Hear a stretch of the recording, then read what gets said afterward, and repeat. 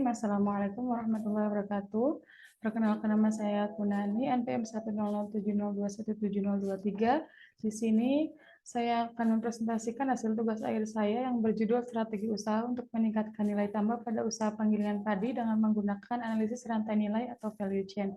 Untuk pemimpin tugas akhir saya, Dr. Insinyur Muhammad Zikron, AM IPM. Untuk agenda presentasi yang saya bawakan, yang pertama pendahuluan, yang kedua perumusan masalah dan tujuan, yang ketiga metode penelitian, yang keempat hasil penelitian dan pembahasan, dan yang terakhir kesimpulan dan saran. Untuk agenda yang pertama pendahuluan, di mana di sini terdapat meningkatnya harga gabah sehingga pemilik penggilingan padi membutuhkan modal yang cukup besar, sedangkan harga beras yang dipasarkan menurun. Kemudian yang kedua adanya persaingan pendatang baru yaitu beras impor dari Vietnam yang dipasarkan dengan harga yang relatif murah dengan kualitas yang cukup baik. Kondisi tersebut membutuhkan ide-ide perbaikan sehingga terdapat solusi yang tepat yaitu dengan menggunakan analisis rantai nilai. Untuk agenda yang kedua, perumusan masalah dan tujuan. Untuk perumusan masalah yang pertama, identifikasi pelaku usaha dalam meningkatkan nilai tambah industri di PB Srijaya. Yang kedua, bagaimana rantai nilai dari produksi padi di PB Srijaya. Dan yang ketiga, bagaimana strategi usaha yang tepat agar dapat meningkatkan keunggulan kompetitif di PB Srijaya.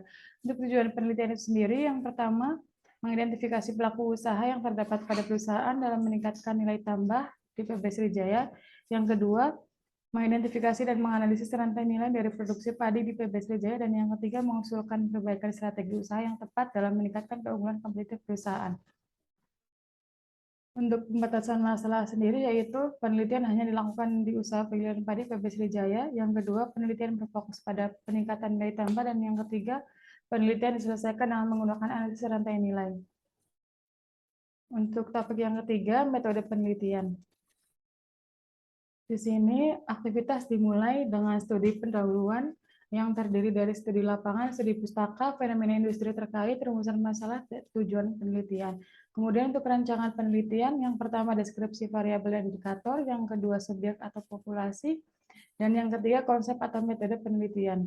Kemudian setelah data didapat, kemudian pengumpulan data yang terdiri dari data sekunder dan data primer, yang kemudian dilakukan pengolahan data, yaitu dengan melakukan perhitungan rantai nilai yang terdiri dari karakteristik responden, the power of entry of value chain, mapping value chain, analisis rantai nilai Porter, dan pengukuran kinerja rantai nilai. Kemudian langkah selanjutnya perhitungan analisis rantai nilai Porter atau Porter Five Force Model. Kemudian dilakukan analisis, yang pertama analisis karakteristik responden, yang kedua analisis rantai nilai, dan yang ketiga analisis Porter Five Force. Kemudian setelah pengumpulan data dan pengolahan data, ditarik kesimpulan dan didapatkan saran dan proses selesai. Kemudian untuk yang keempat, hasil dan pembahasan.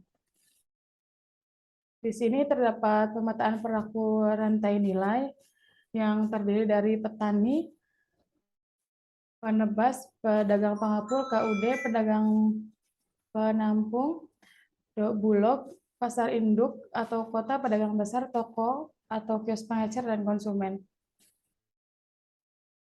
Kemudian di sini terdapat perhitungan analisis rantai nilai dengan hasil nilai margin keuntungan sebesar 1.225.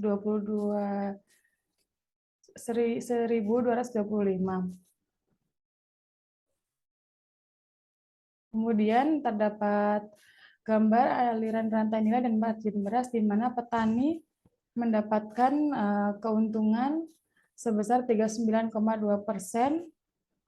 untuk beras medium, kemudian untuk beras premium sebesar 29,6%.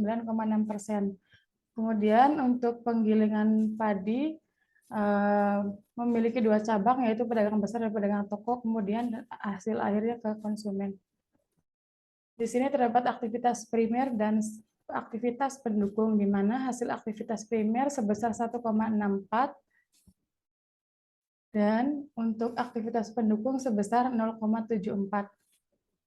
Kemudian di sini terdapat analisis SWOT dengan faktor internal dan eksternal. Kemudian setelah didapat strategi, didapat matriks scan strategi dengan posisi perusahaan berada di kuadran 1. Kemudian untuk yang kelima, kesimpulan dan saran. Di sini terdapat 4 kesimpulan yang terdiri dari karakteristik responden, kemudian untuk aktivitas primer dan pendukung, kemudian untuk analisis Porter 5 Force Model dan usaha penggilingan padi PB Sriwijaya berada di kuadran 1 pada matriks scan strategi, sehingga dapat disimpulkan bahwa PB Sriwijaya termasuk dalam pertumbuhan pasar yang cukup cepat dan akan mampu bersaing dengan perusahaan lain. Terima kasih. Wassalamualaikum warahmatullahi wabarakatuh.